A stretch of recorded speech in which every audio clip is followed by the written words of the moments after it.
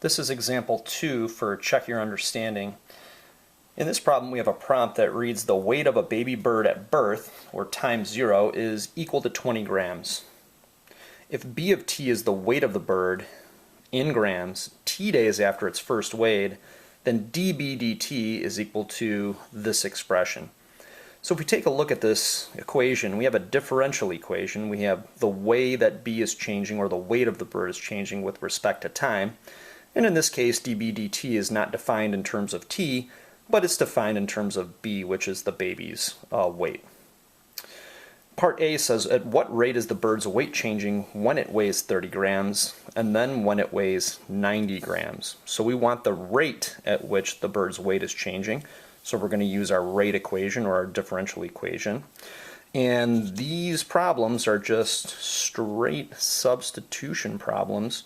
So we're going to have, let's see here, 1/5 of 100 minus 30, and this is when B is equal to 30 grams here for this one, so we'll make a note of that. And we wind up with 1/5 of 70, which happens to be 14. And even though it doesn't say to write down the units, we're going to want to think about those. So if we take a look at our differential equation, on the left side we have how B is changing with respect to time. So the unit for B is going to be in the numerator, and the unit for B would be in grams. So I'm going to have grams here. And then the unit for time is in days. You can go back to the question if you need more help with your units. I always look at my differential equation as well, and that can help a little bit. So when the bird's weight is 30 grams, its weight is changing at 14 grams per day. So we can maybe erase the S there, but hard to erase a Sharpie. Anyways, we'll move on to 90 grams here.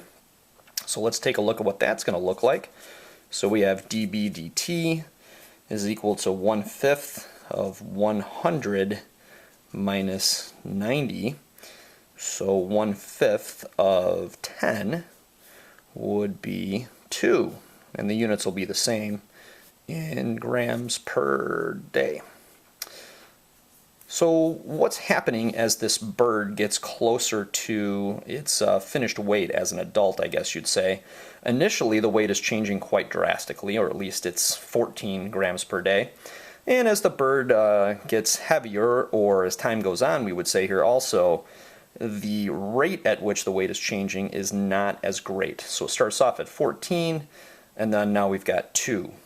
So we can actually answer part B with that type of thinking. So part B says, what can you say about the rate of change of the bird's weight as it gets closer to its adult weight? And what we want to do here is we want to say the rate at which, and that's supposed to be a W, the bird's weight is changing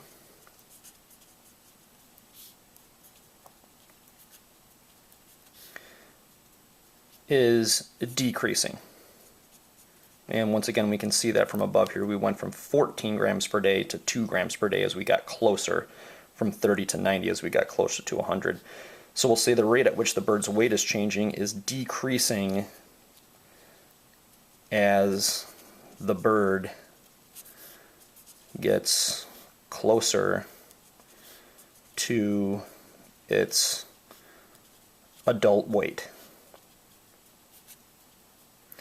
And we can also see that in the expression right here for dB dt. As B increases, this spot will be lower, 100 minus something, and then 1/5 of that is a constant. So we can see as B gets larger, the rate actually gets smaller. There's one last part, so we'll switch out the papers real quick here, and that's part C. So part C is all about explaining why this graph cannot be the graph of B at t. And I want to take a look here at the slopes of the tangent lines to B of t. So that's going to give us our rate at which B of t is changing. And we can see here, if we just investigate a few slopes, the slope here is positive but quite small. Here the slope increases, then increases again, and then starts to decrease. Well, in our situation from before, we said that actually the bird's weight is changing the most, or the rate at which the bird's weight is changing is the most early on. So in this time period, we should actually see these slopes being more like this, and they're just not. So the rate at which the bird's weight is changing is low, increases, and then becomes low again, and that just is not the situation here.